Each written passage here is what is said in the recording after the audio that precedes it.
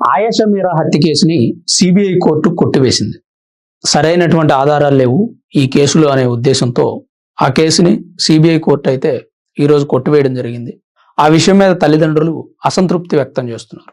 మొదటి నుంచి న్యాయస్థానాల మీద నమ్మకం ఉంది అనే నమ్మకంతో సుమారు 21 సంవత్సరాల నుంచి పోరాడుతూనే ఉన్నారు. 2007లో నెమ్రా కాలేజీలో బీఫార్మసీ చదువుతున్నటువంటి ఆయేషా మీరా 17 సంవత్సరాల ఏజ్ హాస్టల్ గదిలో బాత్రూంలో మృతి చెందింది. హాస్టల్లో ఉండి చదువుకుంటుంది, బాత్రూంలో చనిపోయి కనిపించింది తన డెడ్ బాడీ. తన మీద అత్యాచారం చేశారని అప్పుడు వచ్చినటువంటి రిపోర్ట్స్ను బట్టి తల్లిదండ్రులు కేసు పెడితే సత్యం బాబు అనే వ్యక్తిని అరెస్ట్ చేశారు. అతనికి జీవిత ఖైదు విధించింది కోర్టు. తర్వాత అతను హైకోర్టును సంప్రదించడంతో అతనికి బెయిల్ వచ్చింది. తర్వాత కింది కోర్టు విధించినటువంటి ఆ సెక్షన్ కూడా రద్దు చేశారు. మళ్ళీ ఆయేషా మీరా తల్లిదండ్రులు సుప్రీంకోర్టును ఆశ్రయించడంతో సుప్రీంకోర్టు మళ్ళీ అతనికి అదే సెక్షన్ కంటిన్యూ చేయాలని చెప్పింది. కానీ ఆయేషా మీరా తల్లిదండ్రులు మళ్ళీ కోర్టును ఆశ్రయించడంతో కోర్టు సిబిఐకి ఆ కేసును అప్పగించింది విచారించాలని.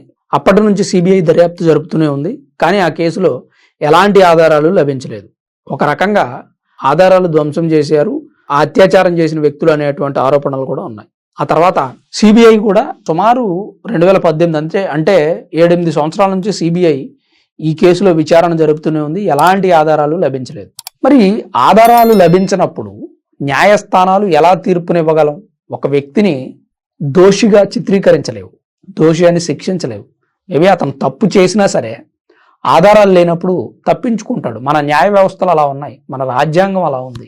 2007లో జరిగినటువంటి ఒక కేసు ఇప్పటికీ తేలలేదు అంటే కొంతమంది ఏమంటారంటే అవగాహన లేనటువంటి వ్యక్తులు మన న్యాయ వ్యవస్థలు శిక్షించలేవు అంటారు. మన రాజ్యాంగంలో ఉందేంటి? సాక్ష్యాధారాలు పరిశీలించిన తర్వాత, సాక్ష్యాలు ముఖ్యం మన న్యాయ వ్యవస్థకి. ఆ సాక్ష్యాలే ఇందులో తారుమారైపోయినప్పుడు, సాక్ష్యాలే ధ్వంసమైనప్పుడు రికార్డులు కాలిపోయాయట. మరి అటువంటిప్పుడు దోషి ఎవరనేది ఎలా పట్టుకోగలం? మనం ఎంతవరకు న్యాయ వ్యవస్థల మీద ఒక అభాండం వేసి వదిలేస్తున్నాం. మరి తప్పు చేసినటువంటి వ్యక్తి అంత పకడ్బందీగా ప్లాన్ చేసుకున్నాడు, మరి పట్టుకోలేమా అంటే ఇక్కడ కొన్ని వ్యవస్థల్లో కింది స్థాయి ఉద్యోగులు చేసినటువంటి పొరపాట్ల ద్వారా కూడా ఆధారాలు ధ్వంసమైపోయి ఉండొచ్చు.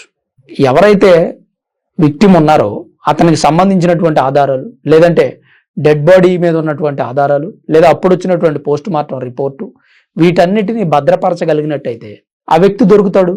కానీ వ్యవస్థల్లో ఉన్నటువంటి లోపాలు ఇవి. అలాగే నేరస్తుడు పకడ్బందీగా ప్లాన్ చేసుకున్నటువంటి విధి విధానాలు, వాటి వల్ల తప్పుదారి పట్టిపోతూ ఉంటాయి కొన్నిసార్లు. తల్లిదండ్రుల ఆవేదన ఎంతలా ఉంటుందో మనం అందరం అర్థం చేసుకోగలం. ఎవరు న్యాయం చేయగలరా తల్లిదండ్రులకి? అందుకని మేబీ దేశంలో ఇది ఒకటే కాదు, ఇలాంటి కేసులు అనేకం ఉన్నాయి.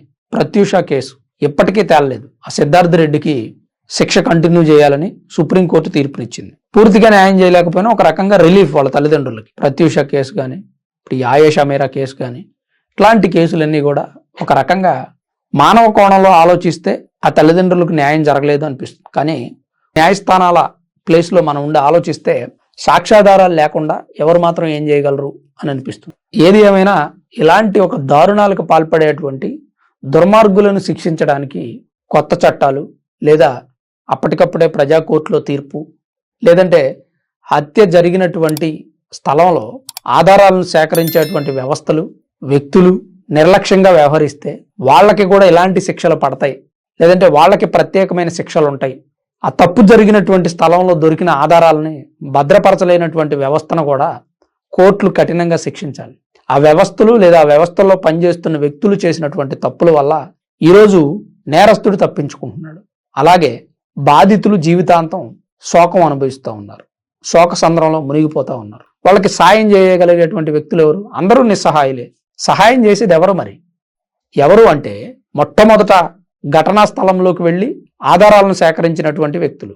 బాధ్యతగా వ్యవహరించకపోతే ఇలాంటి పరిస్థితులే వస్తాయి. ఆ తర్వాత ఫస్ట్ విక్టిమ్ని అరెస్ట్ చేసినటువంటి వ్యక్తులు, వాళ్ళు బాధ్యతగా వ్యవహరించాలి. ఆ ఆధారాలన్నీ కూడా కోర్టుకు అప్పచెప్పగలగాలి. లేదంటే ఈరోజు దేశంలో ప్రతి తల్లిదండ్రి పడేటువంటి బాధ, లేదా డబ్బుండి పరపతి ఉండి తప్పించుకునేటువంటి నేరస్తులు, లేదా డబ్బుండి పరపతి ఉండి తప్పించుకునేటువంటి నేరస్తులకి సహాయం చేస్తున్నటువంటి వ్యవస్థలు, లేదంటే వ్యక్తులు ఈ తల్లిదండ్రుల శోకానికి సమాధానం చెప్పాలి.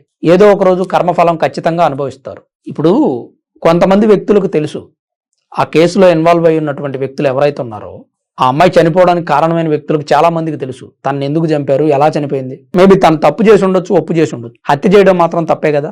నాకు తెలిసి ఈ కేసులో ఇన్వాల్వ్ అయి ఉన్న ప్రతి ఒక్కళ్ళు ఒక్కరోజు కూడా ప్రశాంతంగా నిద్రపోయి ఉండరు. ప్రజాకోర్టులో శిక్ష పడకపోయినా, రాజ్యాంగ పరంగా శిక్ష పడకపోయినా ఖచ్చితంగా కర్మఫలం అనుభవించే ఉంటారు. ఇప్పుడు రీసెంట్గా ఆంధ్రప్రదేశ్లో అదే జరుగుతోంది. లైంగిక నేరస్తులు అందరూ అనుమానాస్పదంగా మృతి చెందుతున్నారు. తుని మండలం నారాయణరావు కానీ, తర్వాత గుంటూరు జిల్లా బాపట్ల కేసు కానీ, రీసెంట్గా జరిగినటువంటి మదనపల్లి ఇన్సిడెంట్ కానీ, వీళ్ళంతా కూడా ప్రజాకోర్టులో శిక్షించబడుతున్నారేమో అని అనిపిస్తుంది. ఏదైతే ముఖ్యమంత్రి చంద్రబాబు నాయుడు గారు ఆడపిల్లను అత్యాచారం చేయొద్దని, ఆడపిల్లల విషయంలో తప్పుగా చూడొద్దని చాలాసార్లు చెప్పి చూసాం.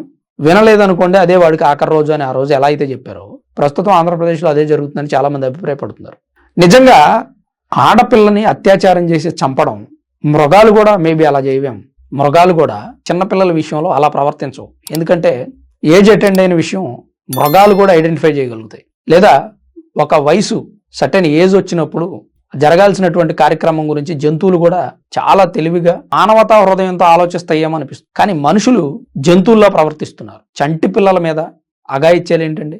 కొన్ని సందర్భాల్లో ఆంధ్రప్రదేశ్లో జరుగుతున్నటువంటి ఈ కార్యక్రమమే కరెక్ట్ అనిపిస్తుంది. నిజంగా ప్రభుత్వ హస్తం ఉందో లేదో తెలియదు, పోలీసుల హస్తం ఉందో లేదో తెలియదు, కానీ చెరువుల్లో దూకి చనిపోతూ ఉన్నారు. దీనికి జడా శ్రావణ కుమార్ వాటర్ ఎన్కౌంటర్ అని పేరు కూడా పెట్టాడు. సరే, అతను సందర్భానుసారంగా నాలుగు ఎటు తిరిగితే అటు మాట్లాడతాడు, అది వేరే విషయం. ఆడపిల్లలకు న్యాయం జరగలేదనుకోండి, న్యాయం జరగలేదు ఆంధ్రప్రదేశ్లో ప్రభుత్వం ఉండి ఏం చేస్తుంది అంటారు. న్యాయం జరిగిందనుకోండి, నేరస్తులు ఎందుకు అనుమానాస్పదంగా మృతి చెందుతున్నారు అంటారు.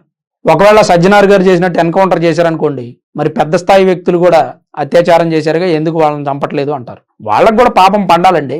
పాపం పండే సమయం వచ్చినప్పుడు ఖచ్చితంగా ఎవరి పాపమైనా పండుతుంది. మరి ఆయేషా మీరా హత్య కేసులో అలా ఎందుకు జరగలేదు అంటే, అప్పుడున్నటువంటి పరిస్థితులు వేరు, అప్పుడున్న రోజులు వేరు, అప్పుడున్న వ్యక్తులు వేరు, అప్పుడున్న సమాజం వేరు. ఎంతలా అప్డేట్ అవ్వలేదు సమాజం. ప్రత్యూష హత్య కేసులో కూడా అదే జరిగింది. కాకపోతే ఇప్పుడు ఆంధ్రప్రదేశ్లో జరుగుతున్నటువంటి ప్రతిదాన్ని కూడా చాలా మంది అభినందిస్తున్నారు. మా స్టేట్లో కూడా ఇలా జరిగితే బాగుంటుంది అని ఆలోచిస్తున్నారు. ఏరేద్దాం సమాజంలో ఉన్న పురుగుల్ని అనే నిర్ణయానికి వచ్చిందేమో గవర్నమెంట్. నిజంగా సమాజానికి చెడు చేసే వ్యక్తులు ఎందుకండి బ్రతికొండడం. వాస్తవంగా కొంతసేపు మానవతా దృక్పథం, మానవ హక్కులు అనే విషయాన్ని పక్కన పెడదాం. సమాజానికి చెడు చేసి చీడ పురుగుల్లాగా మారినటువంటి వ్యక్తులు సమాజంలో అవసరం అంటారా? ఒక్కసారి మీరు కూడా ఆలోచించండి.